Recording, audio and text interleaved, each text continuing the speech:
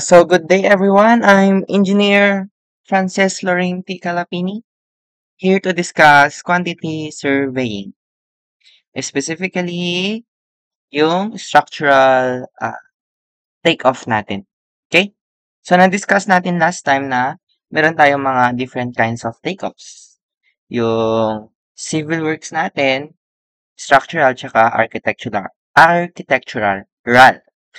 Na-discuss na natin yung civil works and alam natin na kapag civil works, usually sa site development plans yan. Kapag structural works naman, yung building na mismo yung gagawin natin. Specifically itong general notes, excavation, and so on. And na-discuss naman na to last time. Architectural is after yung structural works natin. Okay? So ito yung tatlong tinitake off natin usually sa projects natin. And ang pag-uusapan natin today is yung structural works natin.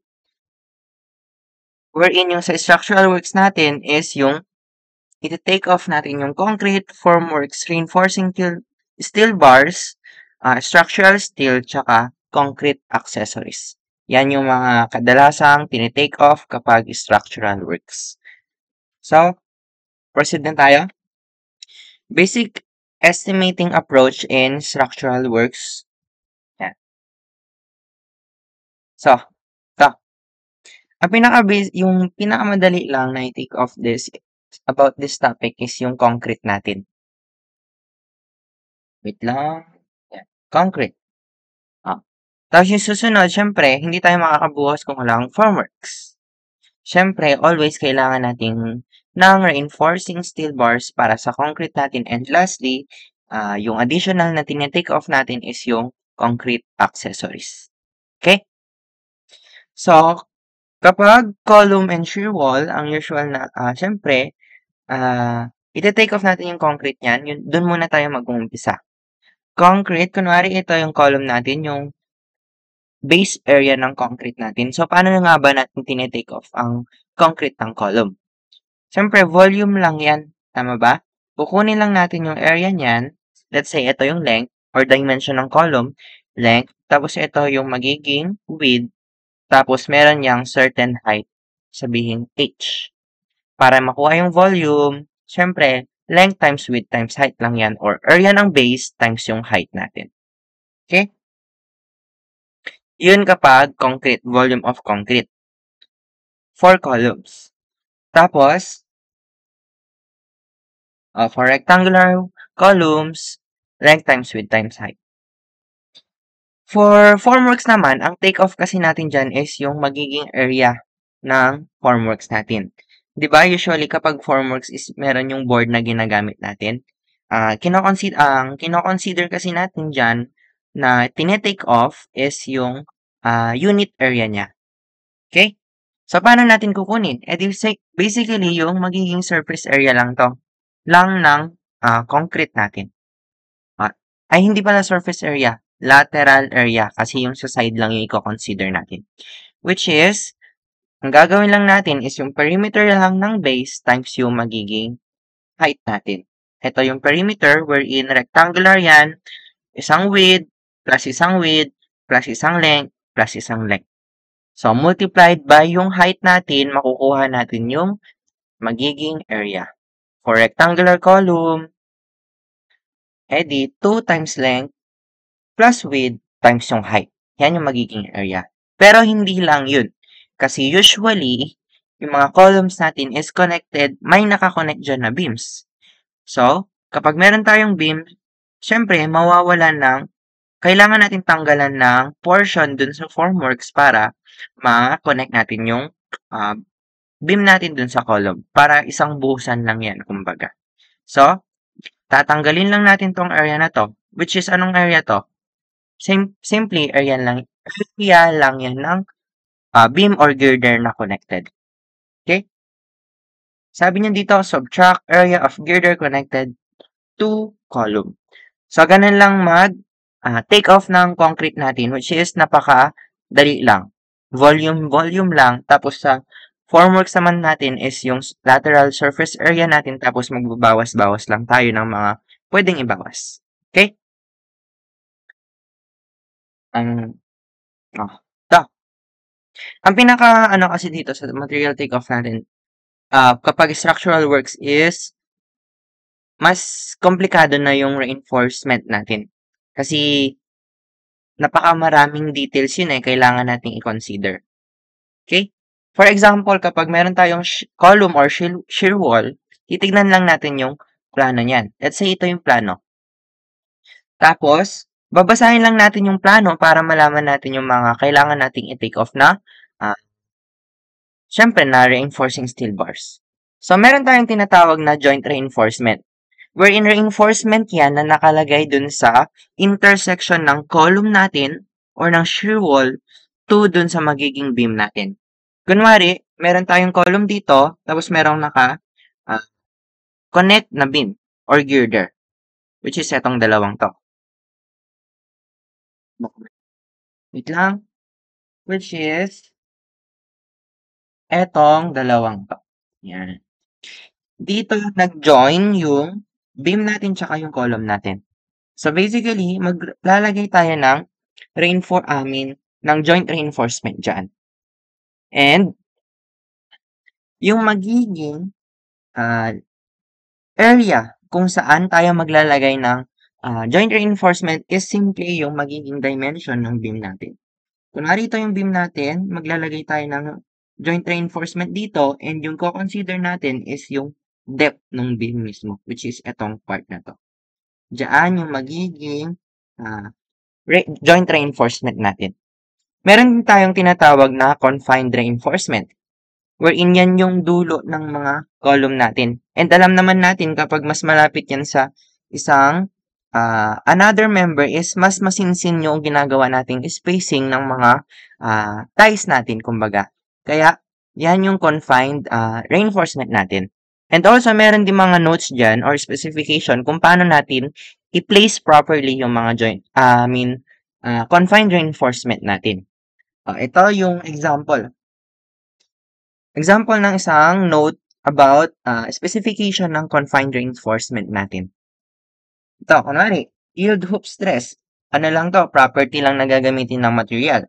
Pero ang kailangan nating focus is itong number 2, wherein yung D na sinasabi or yung magiging depth ng confined reinforcement natin is equal dapat yan sa maximum column or shear wall dimension or 1/6 ng clear height or 18 inches or 450 mm. Tapos, pipiliin natin dun sa tatlo yung pinakamalaki and yun yung magiging depth ng confined reinforcement natin. Example lang to ng general notes. Pwedeng mag-vary to, hindi to fix. Pero ang pinaka-sure natin is pasok to sa mga codes natin. Okay? So, for example, meron tayong beam. Ito, detail ng isang column na merong dimension na width is equal to 700 times 1,000 na depth. Tapos, meron tayong vertical bars na 18, 32 mm diameter. Tapos, yung ties natin na 4, 12 mm diameter at 150, yan yung spacing on center. Tapos, meron tayong confined reinforcement 4 na 16 mm diameter at 100 mm spacing. Tapos, yung joint reinforcement natin na 4 na 16 mm diameter at spacing na 100 mm. So, basically, parang binabasa lang natin tong plano. So, anong gagamitin nating depth para dun sa magiging confined reinforcement natin? So, tatlo lang yung pagpipilian natin. Sabihin natin yung clear height ng column is 3 meters. Tapos, yung mga dimension niya is 700 mm, tapos 1000 mm. And, kukompute lang natin yung ginawa, ay yung sinabi sa number 2. Sabi niya, maximum column or shear wall dimension, which is ito yung mga dimension. Or yung 1/6 ng clear height. Ano ba yung clear height? Given is 3,000. So, 3,000 divided by 6 is simply 500 mm. And lastly, yung 450 mm. Pero as you can see dito sa tatlong to, andito na yung magbibigay ng pinakamataas na value ng D, which is yung 1,000 mm. So, you must use yung D natin or yung depth ng confined reinforcement natin as 1,000 mm. So, ganun lang 'pag magde-design man tayo ng mga reinforcement natin. Pero again, etong mga notes na 'to is puwedeng mag-vary din 'yan. So, magbabasa lang tayo ng plano, okey? Column ties. Column ties, ito na yung mismong magiging reinforcement ng column natin, tama ba? Yung dine-design natin, wherein yung magiging space or nung magiging span nung ties natin is simply, siyempre itong part na 'to, yung gray area. So, paano natin iko-compute niyan? So, kailangan lang nating ibawas 'tong depth na 'to, tapos itong depth na 'to, dun sa total height ng column natin, which is itong part na 'to, para makuha 'to. Or simply, yung magiging depth ng column ties is equal yan sa clear height minus yung dalawang depth ng confined reinforcement natin. So, ganun lang yun. Okay? So, ito na. Column and shear wall reinforcement detail. Ito yung mga binabasa natin sa plano natin, which is yung mga lap splices or yung mga details ng stirrups and so on para mas ma-take off natin ng mabuti. And dapat alam natin magbasa ng plano. Tingnan nyo yung notes sa baba. Top, notes. Development length of individual bars within a bundle in tension or compression shall be that for individual bars. Increase 20% for 3 bundles and 33% for 4 bundles. So basically, kung magdadagdag tayo ng development length, alam nyo ba yung development length?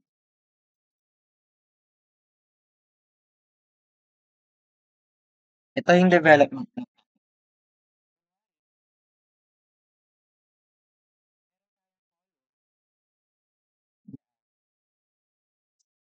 Meron tayong beam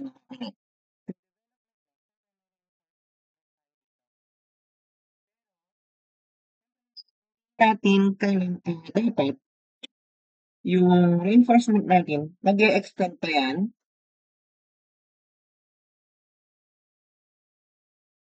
Wait lang. Yan. Mag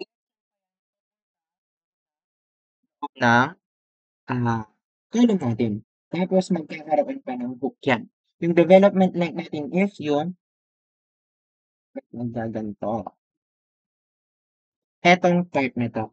Yan. Ito yung length na sinasabi. Yan yung development length natin. So, babasahin mo lang yung specification na yan, tapos susundin mo yung sinasabi niya para kung dun sa implementation ng construction or sa pagte-take off. Pero ang kailangan nating i-focus dito is yung number 2. For columns at any level, no more than alternate bars should be spliced. Not more than 33% of bars should be spliced within the required lap length. Minimum distance between two adjacent splices shall be 600 mm. Oh, siyempre, yung ano natin, reinforcement natin is nahahati yun, tama. I mean, meron niyang standard length lang.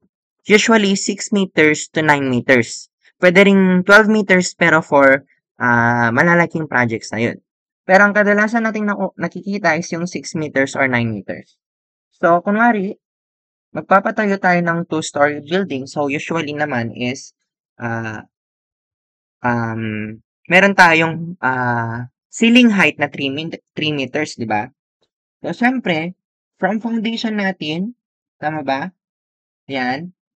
Sabi natin may depth yan na 2 meters. Sabi natin yung main bars natin is 6 meters lang. Ay yung isang reinforcing steel bar or yung buo, yung kakabili mo na reinforcing steel bar. Which is yung ganyan, yung 6 meters. Yan. Tapos, syempre, kapag maglalagay tayo ng reinforcing RSB dito, wait lang, yan. Mm,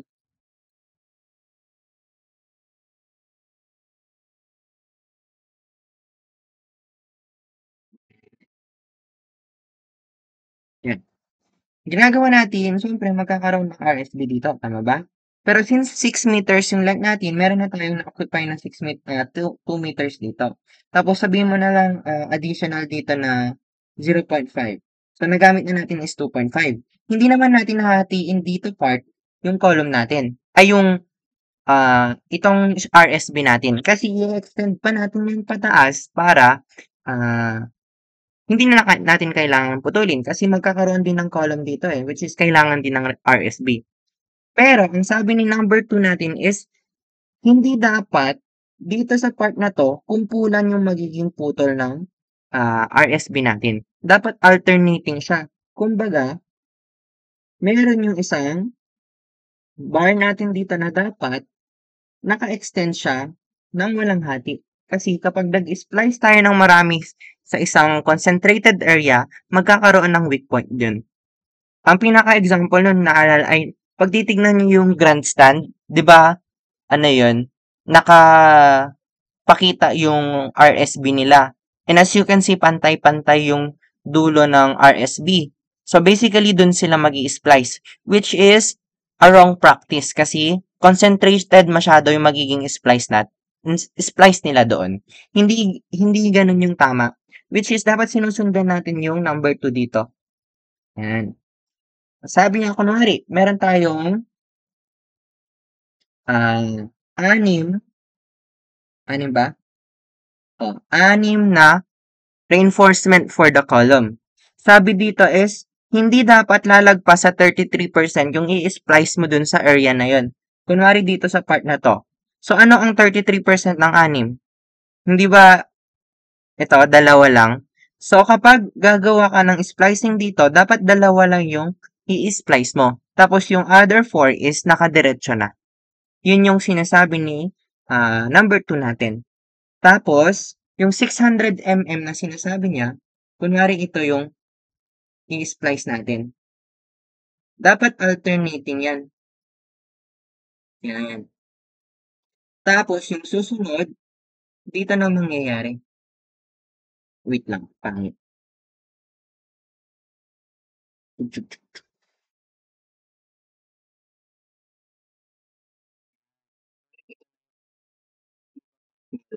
I mean, RSB.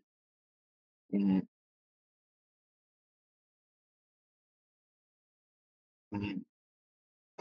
I-splice ka sa other part na yan, RSB natin, kunwari andito. Nakadiretso sa taas yan, Yan. Dapat yung distance daw netong dalawang to is 600 mm. And again, dapat itong part na to hindi lalagpas sa 33% ng total bars natin. Okay? Sana po naintindihan. So number 4, number 3, top bars are horizontal bars with more than 300 mm depth of concrete shall cast below reinforcement. Number 4, lap splice shall be Class B tension lap splice if more than one half of the bars were spliced at any section, while Class A tension lap splice if blah blah blah. O basta, yung number 2 lang yung kailangan natin dyan. Yan. Proceed na tayo. Naintindihan ba? O, sana naintindihan. Ito. Isang example ng plan ng column tsaka shear wall natin. Parang framing plan to. Yan. Usually, dyan kasi tayo ito yung tinitake off natin Yan. Bibilangin natin yung column, tapos titignan natin yung mga kailangan natin i-take off, like, syempre, yung concrete, formworks, and RSB natin. So, schedule of column. So, kailangan natin to para properly ma-take off natin yung yung columns natin. Syempre, marami tayong mga columns, different kinds of columns, nagbabari yan sa dimension, reinforcement, and so on. So, we need to isa-isahin sila. So, kunwari, itong example na to, meron tayong gantong column. 700 by 1,000 yung dimensions niya, tapos ito yung mga corresponding na ties niya. Specification ng ties. So, meron tayo daw na vertical bars. Basically, yan yung main bars ng column natin. Na 18 na 32 mm diameter.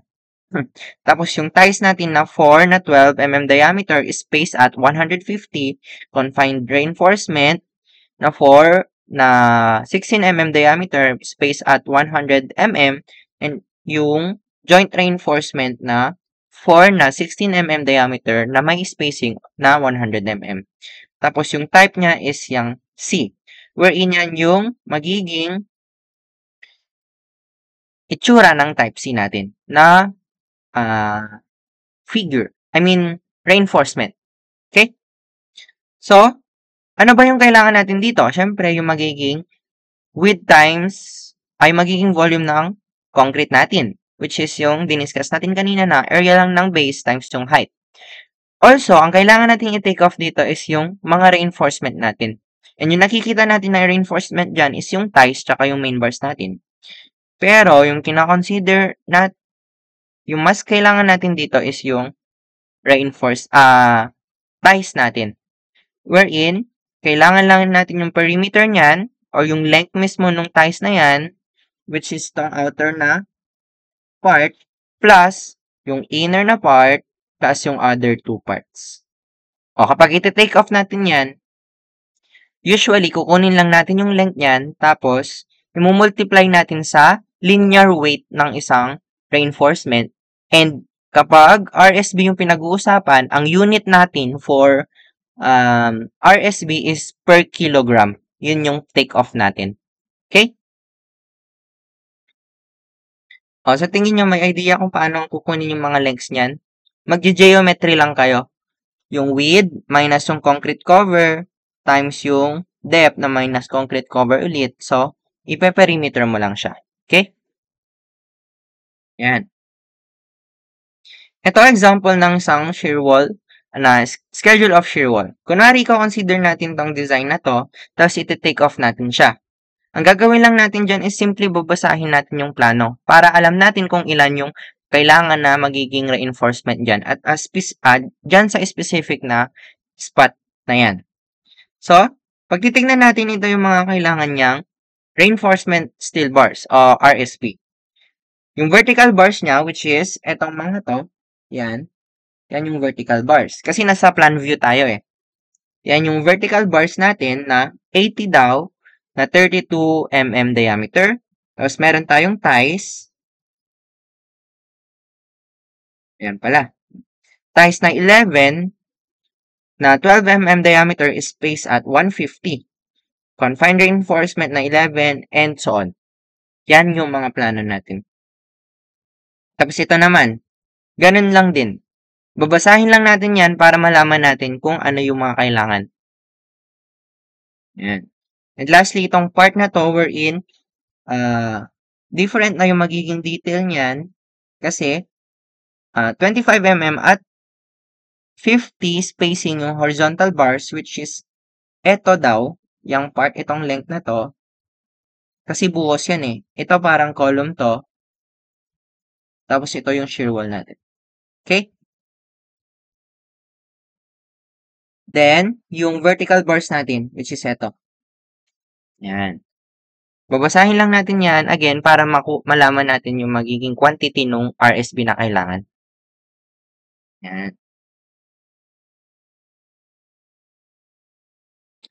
Beam and girder. So, example ng schedule of concrete girders. Concrete. Madali lang ulit. Volume lang yan. So, kunwari, width times depth times clear span. Kunwari, meron tayong plano dito. Paano natin kukunin yung volume niyan? Ito yung span na sinasabi. Then, kunwari meron tayo, yan yung mga span na sinasabi. Paano natin i-take off? Kailangan lang natin nung area ng beam. Let's say, ito yung magiging area. Which is, ito yung width. Tapos, ito yung magiging depth. So, meron na tayong area dito times yung length na magkaka-come up na tayo ng volume. So, yun yung magiging volume of concrete. Yan. Aside from volume of concrete, syempre kailangan natin ng formworks. Tama? So, yan. Meron tayong beam sides at beam soffits. Ano ba yun? Kunwari ito yung cross-section ng beam natin. Yung beam side natin, syempre, yung sa side ng beam. Wherein, mako-compute natin yan kapag ko-consider natin yung beam side is equal to beam depth times 2, which is ito yung beam depth, yung blue na yan, pero ibabawas natin yung thickness ng mga slab. Wherein yung T1 and T2 natin, ito pa lang yung perimeter ng beam side natin. Okay? Perimeter pa lang yan ng beam side. Times 2, syempre, dalawa yung side natin, which is andito yung isa. Tapos, ibabawas natin itong part na to, which is yung thickness ng slab, kaya T1 and T2. So, minultiply natin ng clear span para makuha yung area ng beam sides. Okay? So, yun yung magiging unit for formworks natin for beam side. Wherein yung T1 and T2 natin is yung thickness ng adjacent slab. Kasi may T1, T2 tayo kasi minsan, mas makapal to compared dito or magkaiba yung thickness nila. Pero kung same thickness lang naman yan, edi T1 yung dalawa. Parang ganun. Meron din tayong tinatawag na beam soffits. Beam soffit is simply yung width ng beam natin or itong part na to.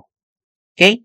Para makuha yung area niyan, kailangan lang natin i-multiply yung beam width natin sa clear span. So, ganun tayo mag-take off ng formworks kapag beams. Madali lang siya. Parang lateral surface area minus yung mga kailangan nating tanggalin. Okay? Sana malinaw po. So, dito na. Ito na yung RSB natin, yung medyo ma-proseso. Pero madali lang naman. Kasi magbabasa lang tayo ng plano. Okay? Ito yung pinaka-typical na detail ng isang girder natin or beam. Wherein, nakalagay na dito yung mga kailangan nating lengths ng mga reinforcement natin, lap splices, tsaka ng mga additional bars natin. Okay? For example, ito yung cross-section. Tapos, iti-take off natin yung mga top bars, which is itong nasa red. Also, yung, yan yung mga top bars natin. Kailangan natin i-take off yan. Tapos, yung bottom bars, which is yung nasa blue, or pag titignan natin sa elevation, ito yung bottom bars natin. Susunod is si web bars natin. Wherein, kailangan din natin i-take off kasi kailangan yan. Ano na ulit yung mga purpose ng mga bars na yan? Yung top bars natin usually to resist top bar and bottom bar natin usually resist tensile or compressive stresses while yung web bars natin is to resist torsional stresses. Okay? So, yan yung mga yan. Then, yung beam hoop natin or yung stirrups natin. Eto. Yan yung mga kailangan natin i-take off. Bibilangin lang natin yung length niyan, tapos i-multiply natin sa linear weight para makuha yung kilogram ng magiging kailangan natin na RSB. Okay. Yan. Meron tayong extra bars kasi na sinasabi. Kasi, sabi natin kanina, hindi pala. Kasi diba dito sa span natin is nagvo-vary yung location ng compression natin tsaka ng tension natin. Kasi alam natin lahat na sa part, kunwari top bars yung kinoconsider natin, sa part na nasa column tayo is yung like itong part na to, dyan mangyayari yung tensile stress natin, which is yung weakness ng concrete natin or yung pinaka main purpose ng reinforcing steel bar natin to resist yung tensile dito sa part na to. So basically, kailangan natin ng mas maraming top bars dito para i-resist yung tensile stress na yun. Unlike dito sa midspan natin, sa top bars, compressive yung may experience ng beam natin, which is mas malakas yung concrete against doon. So, mas less yung kailangan natin dito sa midspan. And also dito sa part na to, and also dito. Okay? Kaya, nagkakaroon tayo ng extra bars wherein dun sa nakalagay yun sa mas kailangan natin. For example, top bars yung kinoconsider natin, extra top bars, diyan mangyayari yung top bars natin. Or diyan natin need maglagay ng extra top bars. Tapos, diyan, dito, dito. Yan. Yan yung mga weakness or tensile, magkakaroon ng tensile stress. Diyan, part na yan. Alam nyo na yan. And kapag bottom bars naman yung consider, syempre, meron tayong isang diretsyon na dyan, and magkakaroon tayo ng extra bottom bars. Saan ulit? Doon sa mga ka-experience ng tensile stress. And alam ko na alam nyo na dito mangyayari yung tensile stress natin sa midspan. So, magkakaroon dyan ng extra bottom bars. So, yun yung mga kailangan natin i-take off. Yan. Note for top bars, yung splice zone natin, kung maglalagay man tayo ng splicing sa top bars natin, meron niyang designated na area kung saan dun lang dapat tayo mag-splice. Wherein yun yung pagdudugtongin natin yung dalawang RSB. Tama? So, dito sabi ni plano is dito lang dapat sa area na to. Diyan sa mga highlighted area na yan. So, paano natin malalaman yung exact location ng area na yan? Yung part na yan. E di babasahin lang natin yung plano. As you can see, ito dito, sabi niya 25% or 0.25 ng L1, which is yan yung length ng span mismo. Ito. Here to here. Or 75% ng LC. Or itong part na to. Yung length ng magiging cantilever beam natin. Cantilever to Yan. So, i-check mo kung ano yung mas malaki dyan, yun yung magiging length nito kung saan tayo pwede mag-splice. Also, sa other side naman, ganun lang din. Kunwari, yung 0.25. Pero din sa other side na, which is L2 na, hindi siya cantilever, continuous siya. So, 25% lang din nun. So, basically, kung may cantilever na katabi, ikaw consider mo yung 75% na length nun. So, i-check mo yung pinakamaliit at pinakamalaki, yun yung gagamitin mo. Okay? Yan yung magiging location ng splice zone natin. Meron naman yung length ng extra top bars natin, yung naka blue and red kanina.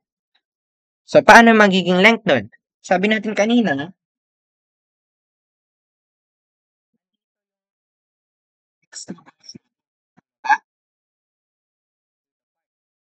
so kung maglalagay tayo ng extra bars, paano natin malalaman yung length? Well, babasahin natin ulit yung plano wherein nakalagay na dito. Which is, let's say, yung length na part na to is A, tapos yung magiging value ni A is simple yung nasa taas na mismo, or yung 75% ng LC or yung 25% ng L1. Okay? Tapos yung sa other side naman, let's say si length B, magiging value niyan is yan lang din. So yung magiging total length niyan is simply A plus W plus B. Yan yung magiging length ng extra top bars natin. O, binasa lang natin yung plano, basically. Where W is the length or width ng column natin. Okay? Or width ng girder. Kasi pwede ring maging yung beam natin nakakonect din sa girder. So, not for bottom bars naman. Yung splice zone naman is dito sa highlighted portion na to.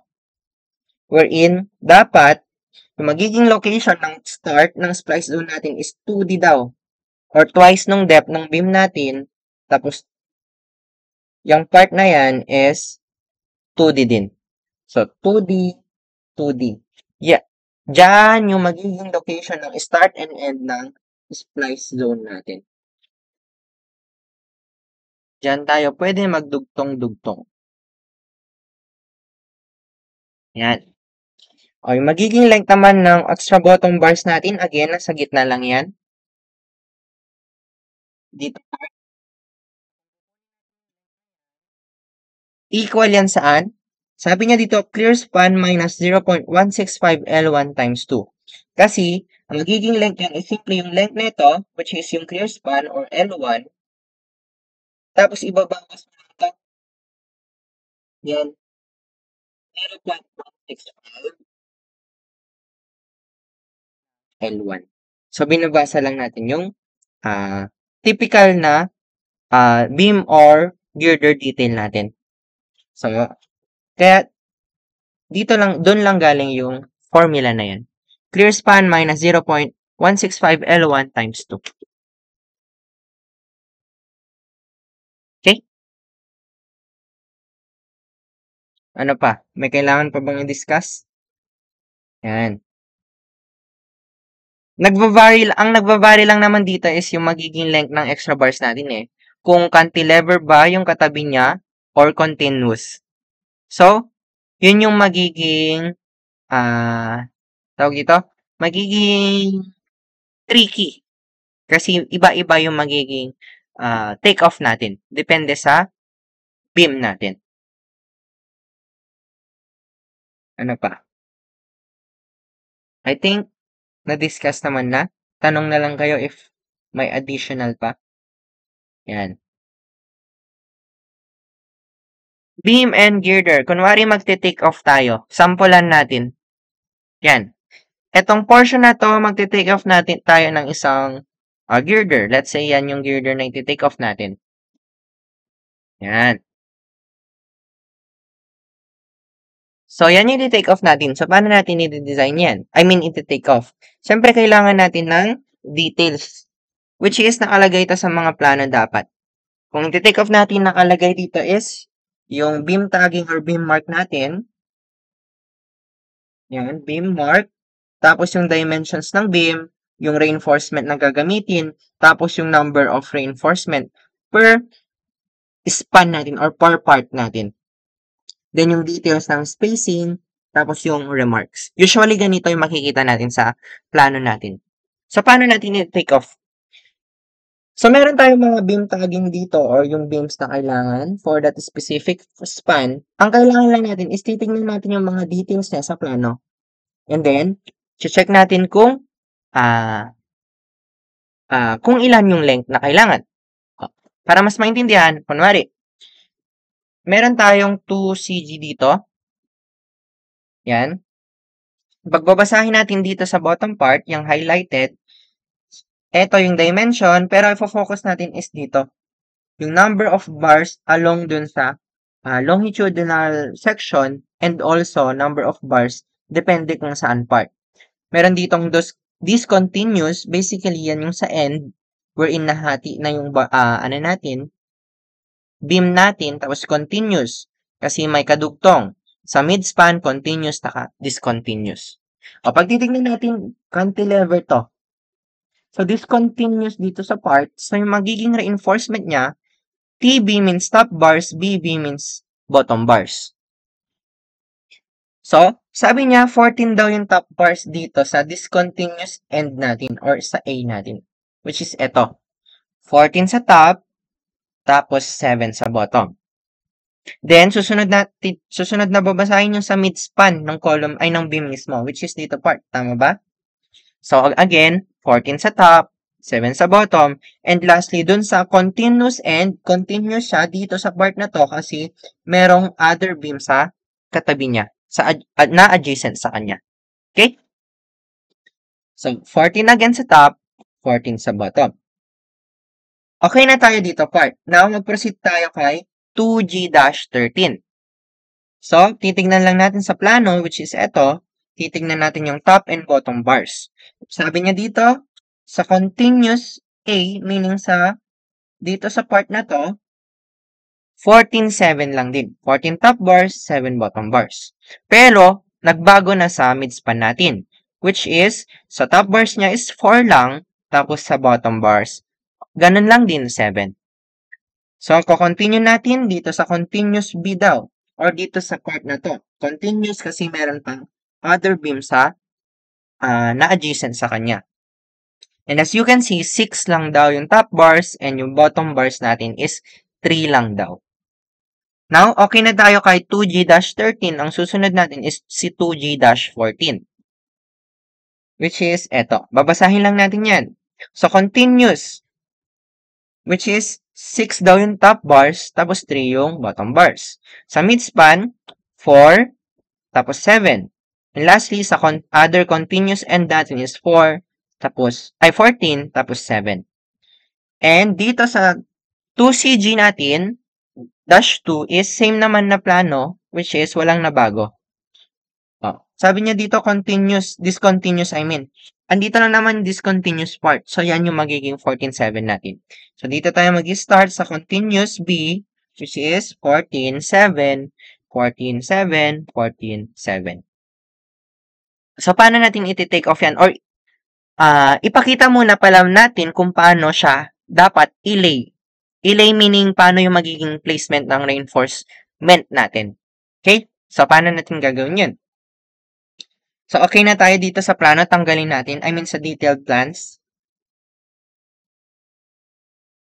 Yan. So, paano natin ililay yung mga RSB natin sa columns natin? Yan. Ang gagawin kasi natin, dapat meron tayong as much as possible, tuloy-tuloy na, isang buong RSB or mahabang RSB na minimize natin yung putol-putol. So, paano natin gagawin yun? Ang mangyayari kasi, dito sa paglelay ng span na to is meron dapat buo, which is, yung magiging number of buong RSB natin is yung, bibilangin natin yung, i-consider natin yung pinakamaliit na number, which is yung 4. Tama? So, ito yung magiging buo nating RSB as much as possible, which is yan yung 4 natin. So, 4 na ganyan. Tapos, i-add na lang natin yung mga extra bars natin. Tama ba? So, paano natin yung malalaman yung extra bars? So, dito, may extra bars dito. Ilan yung magiging numbers of extra bars dito? Edi, meron na tayong 4 dito. Ilan na yung kailangan natin for this? Edi, 14 minus 4. So, meron tayong number of extra bars dito, which is 10. Tapos na dito part. So, dito naman tayo. 6 na dito. Kailangan natin dito. Meron na ng 4 na buo. So, ilan na lang yung kailangan dito? E di magiging 6 minus 2 or 6 minus 4 or simply 2. So, dalawa yung kailangan dito na extra bars. And lastly, dito, ng 14 yung kailangan, pero meron na tayong existing na 4. So, magkakaroon tayo ng 10 na extra bars dito sa part na to. And that's it for the top bars. Paano naman sa bottom bars? Again, ganun ulit. Kailangan natin na merong isang buo, isang dire-diretso para mag-a-add na lang tayo ng extra bars. Paano natin gagawin yun? I-consider natin yung pinakamaliit na number, which is 3. So, ito yung magiging buo nating RSB, tapos 3 yung number niyan. 3 ganyan. So, now, i-consider natin yung mga additional bars natin. Kung meron tayong 7 dito, nag-lay na tayo ng buong 3 buo. So, ilan yung kailangan pa nating additional bars? E di, 7 minus 3 or simply 4. 4 yung kailangan nating bars from here to here. So, yan yung extra bars natin. Okay na dito eh. So, 3 na kasi yung andito part. So, wala na tayong lalagay dito. Ang susunod is dito naman part. Since here, dito nagumpisa, so, kailangan natin ng 7 minus 3 ulit. So, 4 yung magiging extra bars natin dyan. And yung magiging corresponding lengths nito, syempre, nakadepende yan sa span natin, tsaka dun sa details natin, which is yung kakadiscuss lang natin kanina. Yung magiging length nito, di ba meron? Yung 0.165 and so on. Tama ba? Yan. So, magbe-base lang tayo sa magiging plano dyan, yung magiging corresponding lengths. Okay? Sana naintindihan? So, ito yung magiging mabusisi na gagawin nyo for structural works. Kasi maraming beams and maraming details magkakaiba.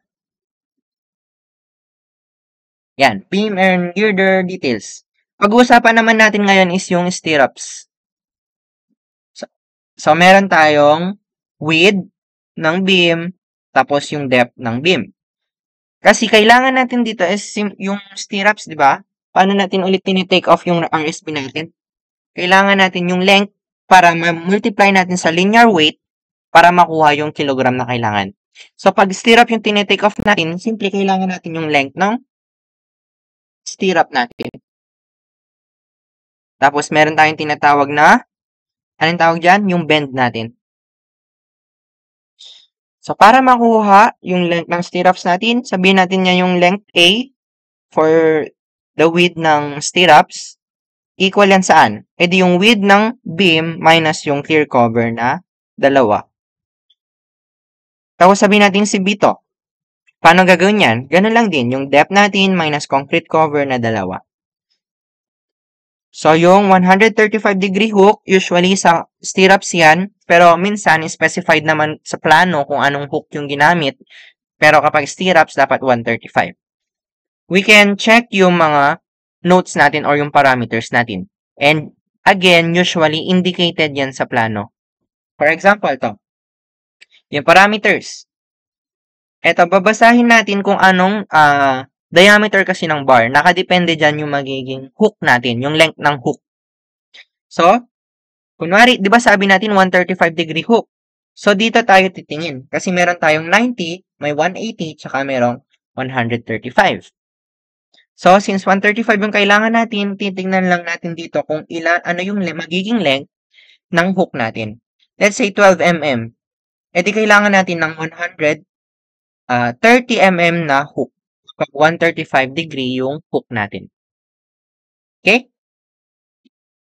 So, kapag kukuha tayo ng length ng stirrups, equal yan sa twice ng A plus B plus yung hook natin, yung length ng hook natin. Dalawa yan kasi ito, ito.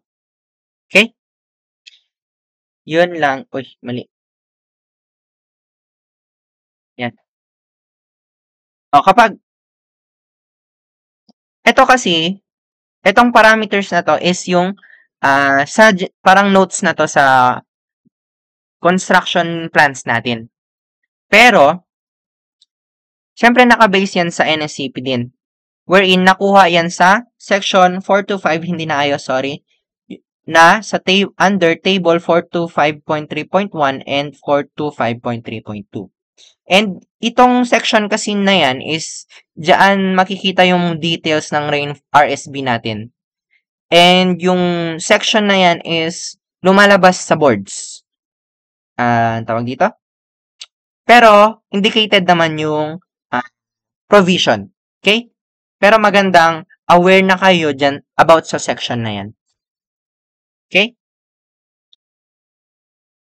Yan. Ito na. Ito pa lang yung pagkuha natin ng length pero itatry nating i-lay naman na. Kunwari meron tayong beam, tapos connected yan sa either beam or column. Or girder or column. So, usually naman, symmetrical yung elevation view natin, di ba? Ay, pag nasa design tayo ng beam, di ba? Usually, symmetrical. So, we can consider yung center line natin and i-consider lang natin yung 1/2 o yung first half natin. So, i-zoom in natin. So, ito yung magiging center line lang. So, basically, hinati lang natin kasi symmetrical nga. So, kapag kunwari, magte-take off tayo ng stirrups, number of stirrups, titignan lang natin yung plano. For example, ito yung beam 2G-9. Titignan natin yung details. So, pag titignan natin, merong 2G-9 dito. And yung details for spacing ng stirrups ay naka-indicate na rin, which is yung highlighted part. Sabi niya, 1 at 50, 50. Or basically, 50 mm na spacing yan. Isang stirrup daw na may 50 mm spacing from dun sa face ng column or girder natin. So, which is, eto yun. Magiging space yan is 50 mm. Then, susunod natin is yung 16 at 100 mm. So, pag ililay natin yan, kunwari, meron tayong 16 na diameter na bars dito, wherein space at 100 mm. So, 16 times 100 is 1,600 mm. And ang susunod is 5 na 225 space 225 space on center. So, yung drawing natin, ito yung magiging limang yon na may spacing na 225. So, 5 times 225 is simply 1,125. And lastly, yung natitira na 300 mm daw hanggang center line. So, kung ito, pinag-add mo lahat na yung magiging length niya yan, 50 plus 1,600 plus 1,125, equal yan sa 2,775. And as you can see, ang total length natin from face ng column or girder to the center line is 3,500. E di may matitirang length na 725 mm. So, pag ititignan natin dun sa rest at 300, i-divide lang natin sa 300 yung 725, which will give us 2.417 or dalawa lang na stirrups for dyan part na yan. Okay? So, pag bibilangin mo, number of totals, ito pala pwede mag-vary to kasi may sumobra, di ba? Pwede mong gawing pwede mo ring gawing 3 to. Okay? Pero, pag ginawa mo kasing 3, lalagpas na yan dito.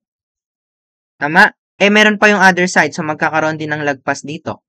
So, mas maganda pa rin na 2 yung gagamitin natin. Okay? Pero in actual practice, siguro, tansya-tansya na yan kapag construction na mismo. Pero pag magte-take off tayo, syempre, mas gusto natin na mas maliit yung nasa sum up nating cost. So, 2 yung gagamitin. So, number of stirrups is 1 plus 16 plus 5 plus 2. Ito lang naman yung naging trick dyan Tama ba? Kailangan lang natin yung magiging number of this.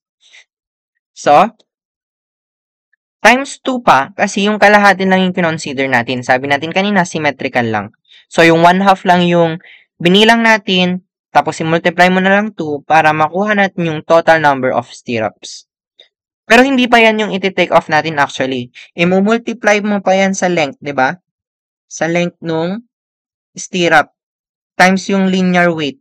Or yan, linear weight para maka-come up ka ng kilogram na RSB. Yan. Ganun lang mag-take off ng stirrups. So, yan. O, proceed na tayo sa slab natin. Ito, typical one-way reinforced concrete slab detail. Basically, usually ito yung nakikita natin kapag slab yung pinag-uusapan. Kapag slab naman, syempre kailangan natin i-take off din yung concrete. Wherein, madali lang yun kasi area times thickness lang. So, ang di-discuss natin is yung RSB niya na. Okay?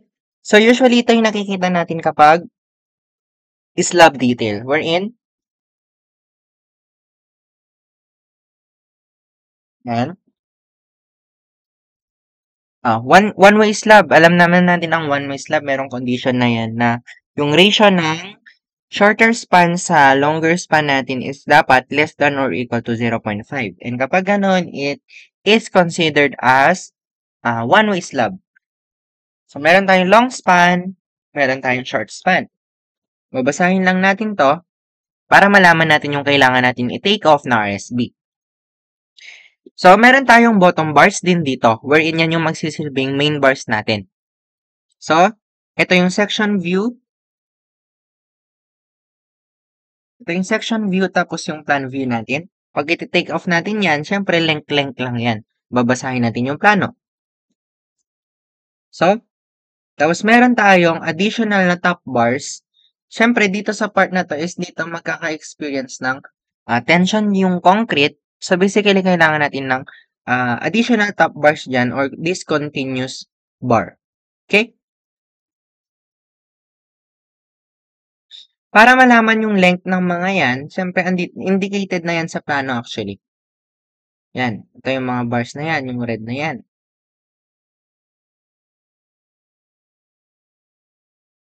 Bottom bars along long span. Yan.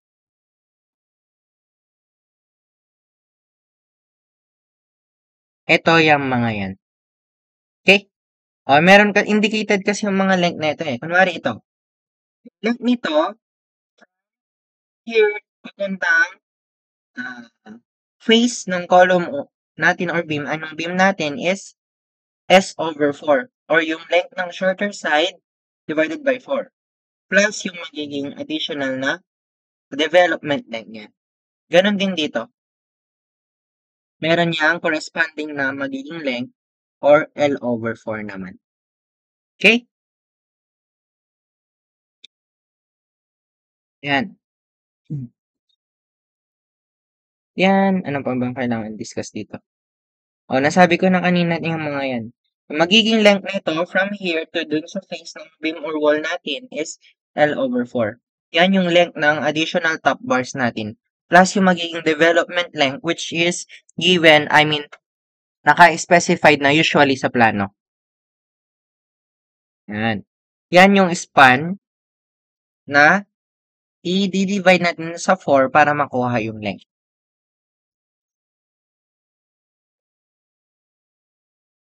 Yan yung mga span natin. O, ito naman dito sa part na to. May condition na siya. L over ng span A or L over 4 ng span B.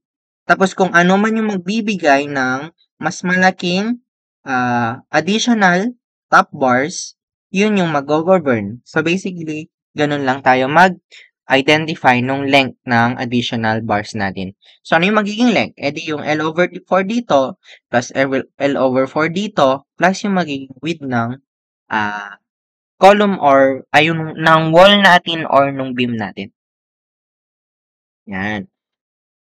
Merong notes dito, if top bars of adjacent slab differ at their common support, the smaller spacing shall govern. So pag, kunwari, 120 mm spacing dito, tapos dito 100. So dapat i-adjust mo dito na gawin mo ring 100 yung spacing. Ganun lang. Yan. O, nasabi ko na yan. Advance ako masyado sa yan. Two-way slab naman kapag yung ratio ng S over L is greater than 0.5. So, medyo complicated na tong gantong plano, pero ang gagawin lang natin is babasahin lang natin. Babasahin lang pa rin natin. So, ito yung plan view natin.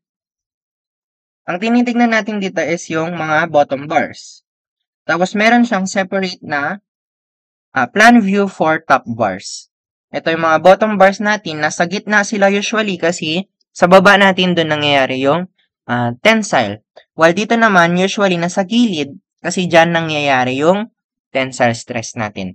And ito naman, example yan ng section view natin. Typical framing of two-way showing bottom bar reinforcement. Meron tayong tinatawag na column strip and yan yung mga nasa gilid na strip. Wherein yung length niyan is S over 4. Tapos meron din tayong tinatawag na middle strip, malamang nasa gitna. Yung length niyan is S over 2.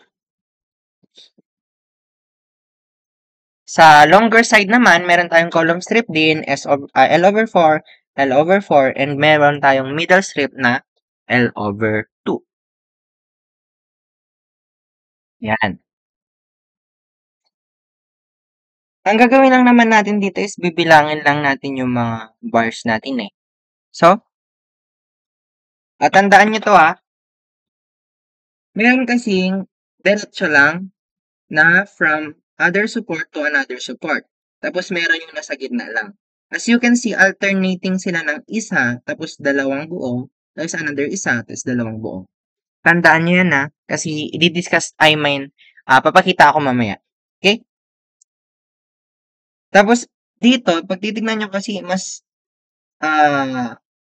congested yung ano dito, mga reinforcing steel bar natin. Kasi dyan yung magiging critical area natin kapag two-way slab natin. Kaya kailangan nating dagdagan yung mga reinforcement dyan sa bottom bars. So, nagko-compose yan ng ito, tapos yung dalawang yan. Yan. Ito naman kapag yung mga top bars natin. Sabi natin kanina, mas critical dun sa support mismo sa top part ng slab natin. So, basically, dapat dun yung may extra reinforcement. So, pag i-compute natin yung magiging length niyan, from here to dun sa face ng support, equal dito sa column strip natin, which is S over 4. Also, from here, papuntang dun sa face ng support, equal yan sa column strip natin, which is S over 4. So, plus mo lang to, ganun lang din dito, S over 4, L over 4, yun na yung magiging length ng isang reinforcing top bar natin for two-way slab. Pero, minsan lagay na rin yung magiging length mismo sa plano. Okay? Ito. Pag section view, nakalagay din yung magiging tamang lengths ng mga RSB natin. For example, itong top bar natin, sabi natin kanina yung magiging length ng additional from here to the face of the support is S over 4 plus yung magiging development length natin. Indicated usually sa plano yan. Ito naman, S over 4 plus yung width ng beam plus S over 4. Ito yung bago sa atin. Meron tayong S over 5. Kasi itong additional bar natin sa baba is dapat yung magiging length niyan is magi-start sa S over 5 from other end hanggang sa S over 5 ng another end. So, basically, ito yung magiging length. Kung isang span natin, sabihin natin length, equal yan sa length minus dalawang S over 5. Okay? Sabi niya dito, bottom bar shall be cut off with ratio of 1 of 3 distance S over 15 from the face of the supporting members. Naintindihan ba? Yung pinakita ko lang kanina, which is eto. Sabi niya, 1 out of 3, yan yung kailangan nating ratio para dun sa pagkakat ng additional bars natin. Ano pa? Bottom bars at column strip shall be placed 4/3 times the middle strip. Yung spacing daw ng bottom bars sa column strip, which is andito, compared sa middle strip natin is 4/3. Which makes sense kasi yung magiging spacing dapat dito is mas maliit kasi andito yung pinakamataas na stress. Tama ba? So, mas maliit dito compared dito. So, yung spacing dito sa column strip is 4/3 ng spacing sa middle strip. Mas maluwang, mas masikip yung spacing. Kasi mas kailangan natin ng reinforcement dyan part. Ito yung sinasabi kong usually indicated na kung gaano kahaba yung kailangan natin. Kunwari, sa part na to, 2S-1, meron tayong thickness na 150, tapos yung diameter ng kailangan na RSB, tapos, given na yung top bars natin na discontinuous or TBD na 300 mm, yung bottom bars natin na may 200 mm, tapos top bars na continuous 125 mm, and so on. So, titignan mo na lang dito yung mga lengths natin, tapos mag-a-add ka na lang. Okay? So, yun na yun. Yun na yung mga RSB natin sa mga structural members natin. Pero tong construction joints natin, construction joints. Basahin muna natin ha.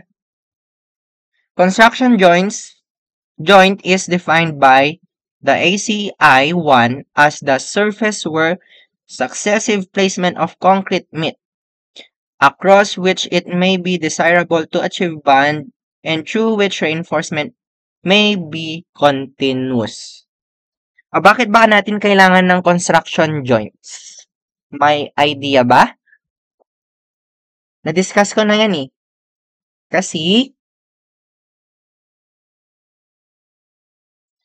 sabi natin, minsan, hindi enough yung oras para buhusan aswan ang isang area. For example, yung mat footing natin, sobrang laking area yan. Sobrang raming concrete yung kailangan para buhusan yung buong mat footing. So, ang ginagawa natin is hinahati natin per section yung mat footing natin para buhusan lang yung specific section at a specific time or day. So, parang iniisa natin yung section natin. Kaya, yung pag sa section na yun, nagkakaroon tayo ng tinatawag na cold joint wherein doon maghahati yung buhos natin. So, naglalagay tayo ng construction joint dun para madagdagan ng extra reinforcement yung cold joint na yun. Ano ba yung cold joint na tinatawag?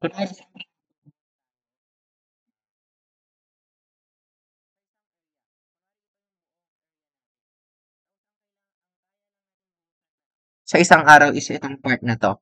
Kapag binuhusan natin to, sa day 1, syempre matutuyo na yan after day 2. Kasi let's say day 2 ito na yung bubuhatin. So itong interface ng buhos na to at tayo ng cold joint kasi natuyo na to tapos magbubuhos ka pa lang dito. So kailangan natin magdagdag ng extra na reinforce RSB dyan para masupplyan o madagdagan ng strength kasi nagkaroon tayo ng separation dyan eh. Tama? Yun yung construction joint na tinatawag. So, items to consider kapag construction joints yung pinag-uusapan natin. Sabi natin kanina, kailangan natin ng additional RSB. Tapos, syempre, kailangan natin ng formworks dyan para makontain yung ibubuhos natin. And lastly, yung water stop na tinatawag. Syempre, mayroong gap dyan or space dun sa dalawang buhos natin kapag natuyo. So, kailangan natin lagyan ng protection against dun sa mga moisture natin or yung water natin. For example, kapag suspended slab yung pinag-uusapan natin or simply yung ceiling ay mga slab natin na hindi naka-contact sa ground or yung slab natin sa second floor, third floor, and so on, yan yung mga suspended slab. Kapag gagawa man tayo ng construction joint, ganito yung magiging detail niyan. Kunwari dito yung joint natin, etong part na to,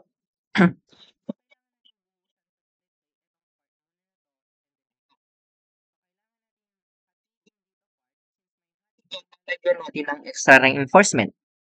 So, and yung hati niyan hindi diretso dapat parang pa-zigzag siya konti na may length na 25 mm.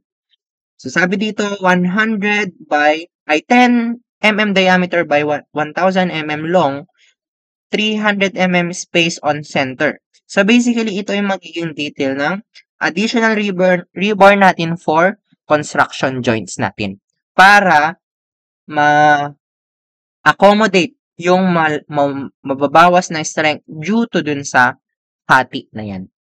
Ito kapag suspended slab construction. Then,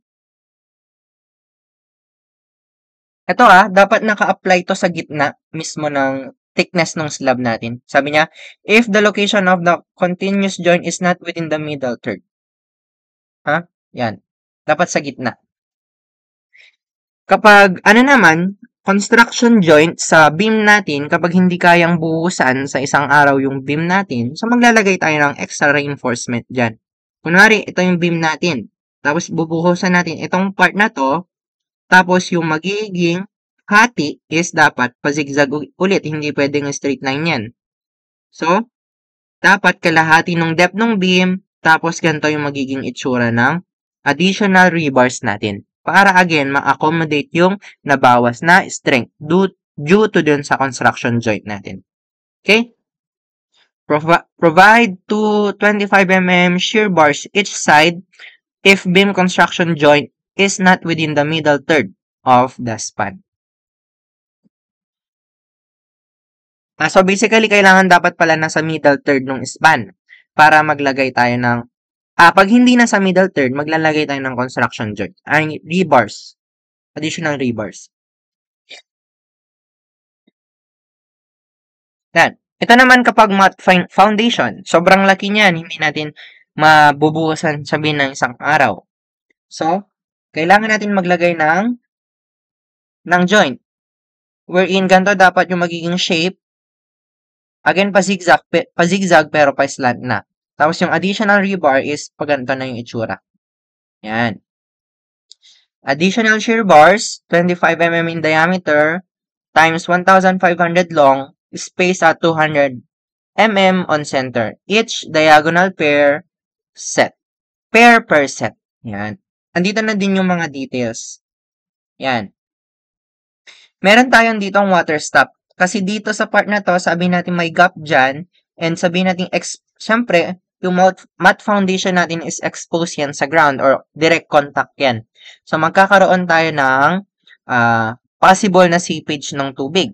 So, kailangan natin ng protection against moisture, which is usually naglalagay tayo ng polyethylene sheet dito plus yung water stop na tinatawag natin. Yan.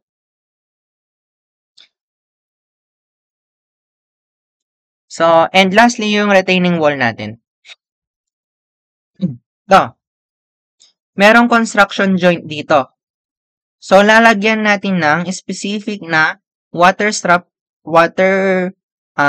yan, specifically bentonite strip. Usually, ito yung ginagamit kapag retaining wall.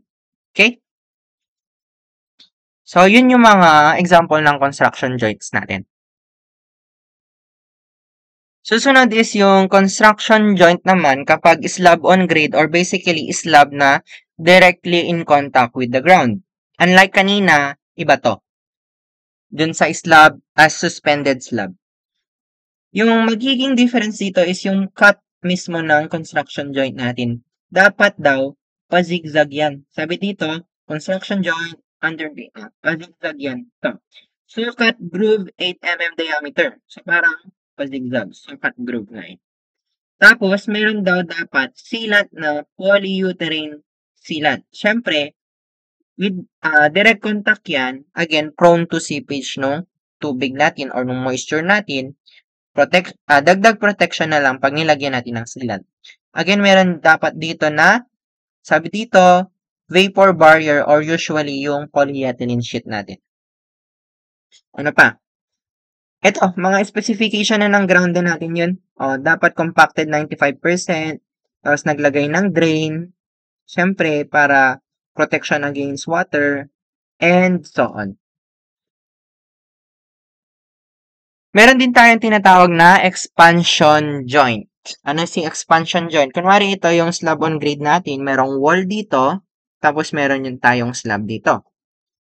Meron kasing joint dito or basically may gap dyan. Nilalagyan natin ng gap para hindi totally connected yung wall natin dun sa slab natin. Para magampanan ni expansion joint yung pinaka-purpose niya. Which will, sabi dito, an expansion joint or movement joint is an assembly designed to safely absorb the heat induced expansion. Alam naman natin na kapag nag-iinit ang isang bagay, tama ba? Ang tendency nito is lumaki. Tama? Nag-i-expand. Kaya, naglalagay tayo ng allowance dito para makapag-expand freely yung, sabihin natin yung slab natin. Usual na example nito is yung, natin, di ba? Yung mga bridges natin, di ba? Pag nakikita nyo parang merong zigzag dun na space para makagalaw yung mga span natin freely and mag-reduce ng stresses dun sa members mismo natin. Okay? Tuloy natin. Absorb heat-induced expansion and contraction of construction materials. To absorb vibration, to hold parts together, or to allow movement due to ground settlement or earthquakes. So basically, ang expansion joint natin, parang allowance yan or gap yan para makagalaw ng konting-konti yung mga members natin or yung members slab for this example. And last na joint natin is yung contraction joint. O, pag nakakakita kayo ng buhos ng daan, nakikita nyo, di ba, parang nahati-hati yung daan natin.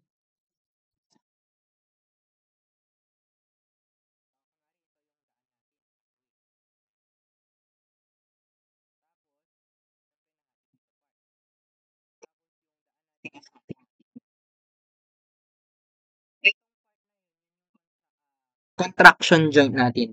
Yan yung nilalagyan lang nila ng plywood. Sila nilalagyan nila ng maliit na piece ng plywood para lang magkaroon ng space or contraction joint.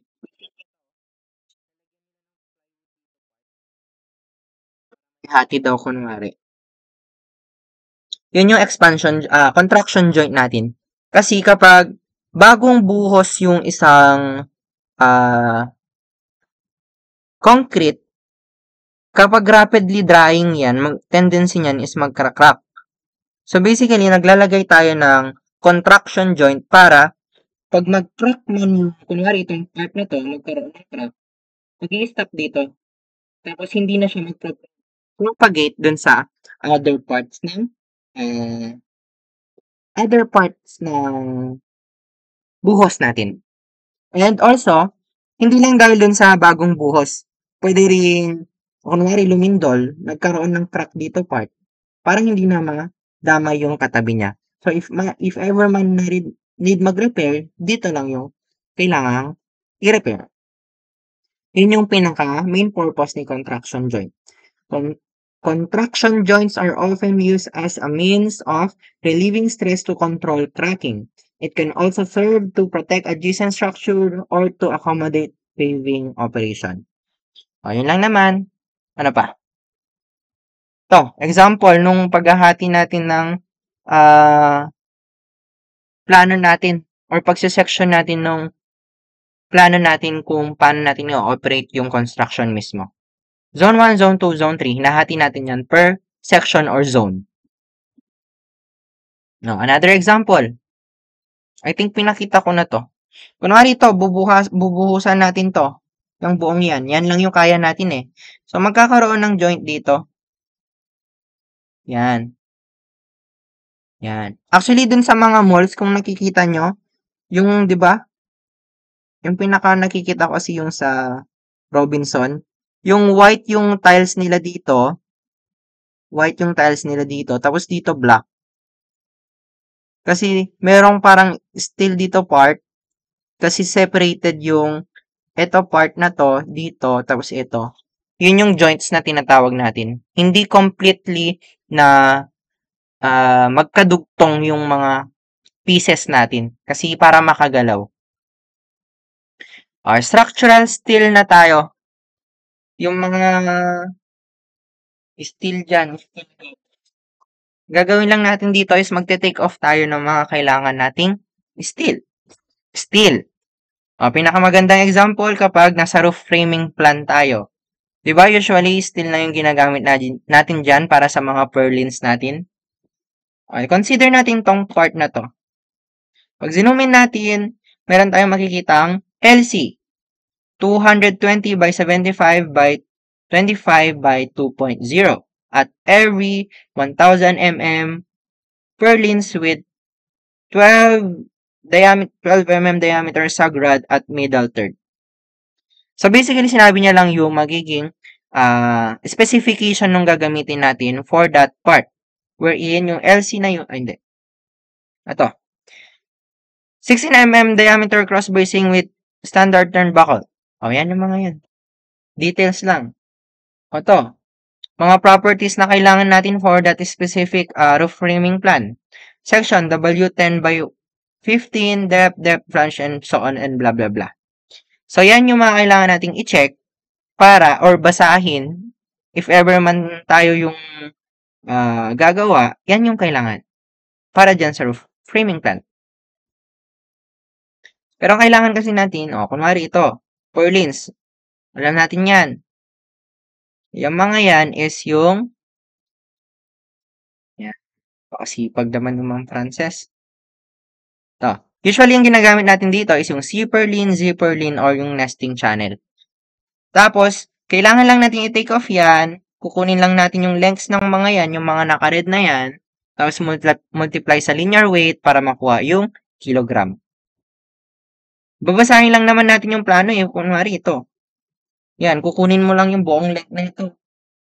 Tapos, times linear weight. Hindi meron ka na magiging weight. Basta yun. Yan. Structural steel.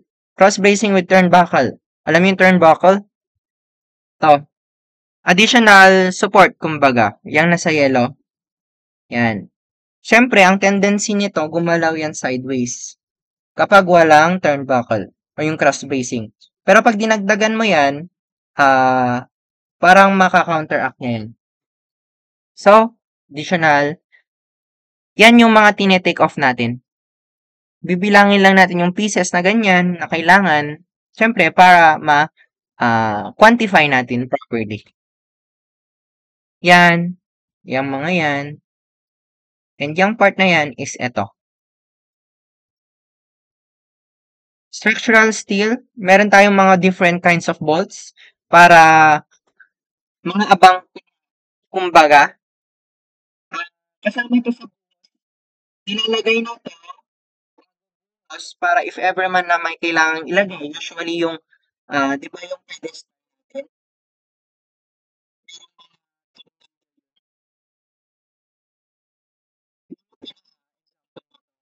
Mga bolts natin. Tapos,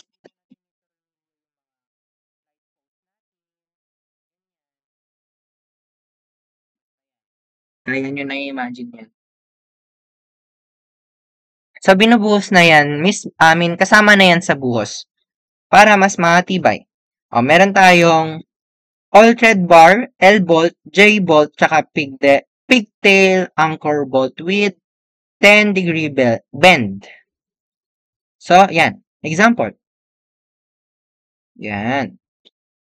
Structural steel, non-shrink grout.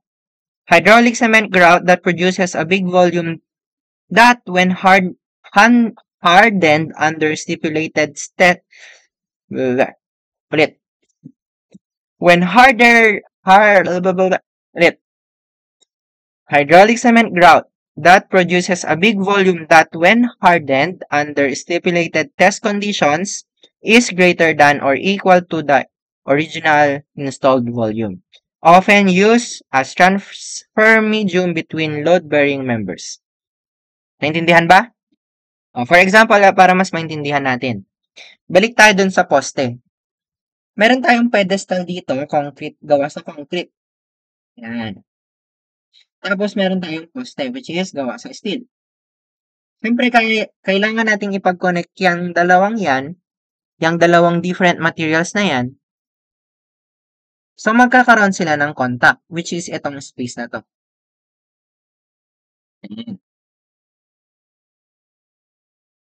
Diyan tayo naglalagay ng non-shrink grout. Kasi imagine nyo, yung surface ng concrete dito part, ay ng steel dito part, pag nilatag mo dun sa concrete natin is, magkakaroon pa yan ng mga voids. Tama ba? Or minimal spacing. Yung sobrang mga voids, kumbaga. And ang pinaka-goal ng hydraulic cement grout natin o non-shrink grout natin is yung i-fill niya yung voids na yun. Para maganda yung magiging contact steel natin dun sa concrete natin.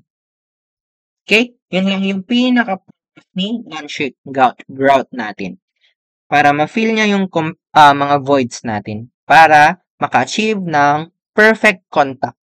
Kasi yun nga yung pinaka problem natin yung bearing stresses natin. Ayun na, para ma-maximize yung area, kumbaga. Ito, yan pala yun. Meron palang example. Ito yung non-shrink grout natin. Ang kapal pala. Kala ko manipis lang. Okay, proceed tayo. Haba-haba na ng discussion natin. Ayan dito pala. To fill void between the base plate and concrete foundation and completely and permanently without shrinking or separating from either. Oh. Ito, parang glue. Didikit dito, tapos didikit dito. Basically, pinagdikit niya yung dalawang materials natin. To transfer all loads from the base to the concrete foundation. To maintain precise ano? Anong precise mo? O basta yun. O, paano natin i-estimate? By volume. O, nakita nyo naman yung thickness kanina, edi area times thickness lang. Structural steel. Properties of wide flange section. English units. Consider natin yung highlighted part. Meron tayong W, 27 by 178. Tapos meron indicated yung depth, width, thickness, and so on. I think alam nyo na yung table nito or yung Excel nito wherein indicated na lahat ng mga members natin and yung corresponding properties niyan. Dapat alam nyo yan kasi tapos na kayo sa steel natin, steel design. Okay, naalala ko nun meron pa akong na-download na kompleto na lahat. Okay? Ito, for example, yung W27 by 175 natin. Yung 27 dyan is yan yung magiging depth ng member natin in inches. Tapos yung 178 dyan is yan yung magiging linear weight ng, ng member natin. Linear weight kasi weight siya per length. Sabi niya pound per feet. So 180 pound, 178 per, 178 pounds per feet. Okay? Ang haba-haba na kasi ng discussion ko eh. Kanina pa ako nagsasalita. So, bear with me. So, another example, W24 by 104. Yung depth niya is 24 inches, tapos yung weight niya is 104 pounds per feet. Yan. Tapos, andin to yung mga corresponding, kailangan natin na moment of inertia, section modulus, and so on. Structural steel, properties of wide flange section, metric units. Ito, converted lang to into system internationale or in meters. Kunwari, ito, yung truss member natin. Kailangan natin i-take off. Ano yung mga kailangan natin? Babasahin lang natin sa plano. Sabi niya dito, WT 7 by 60. Ito daw yun. Top chord and bottom chord. So, hanapin lang natin yung length niyan. Tapos, 2L na 100 by 100 by 12. So, parang L section yan. Tapos yung vertical and diagonal members, which is ito. Yan. Hanapin lang natin yung total length niyan multiplied by linear weight. Yun na yung magiging kilograms niyan. And also, itong mga highlighted na mga naka-red dyan is yan yung mga tawag dito? Intersection ng mga members natin or yung connection nila. Pag titingnan natin yan in detail, ito yung mga members na makikita natin. 6mm thick gusset plate. O, kailangan natin i-take off yan. Bibilangin natin. Tapos yung mga 12mm thick stiffener plate. Siyempre, kailangan i-take off yan. And lastly, yung bent plate, which is yan. Okay? Ito, connection detail for E naman. 20mm thick bent plate. Tapos, yung stiffener plate natin. And, yun lang. Another take off for structural steel members. First is determine the type of steel and specification. Measure length in the plan. May measure natin yung length. Check weight of specified steel member in kilogram per meter. If member is not listed in structural steel manual, determine cross-sectional area and multiply by 7850 kilograms per cubic meters. Ito ay common or tawag dito, standard na magiging weight ng isang steel natin. To come up with unit weight in kilogram per meter. Dapat linear weight to.